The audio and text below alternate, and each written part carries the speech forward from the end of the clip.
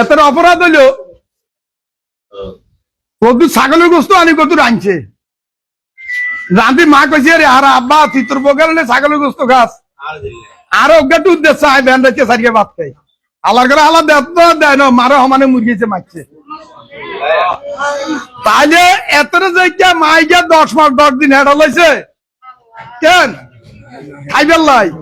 এত খায় না এত ধরেন হেঁটে গেলে বাজারে গুড়া বাজারে ঘুরবো এইটা রুচিলে সবাই শিখতে হইতো না কথা বলেন শিখতে হইবে নি এটা কি বিচার না অন্য কিছু আছে এতে ঢিলে গেলে হাঁটবো গুড়া বাজারে আর সৈদারা বলবো এই শাস্তি মারে মারাল্লাই যাও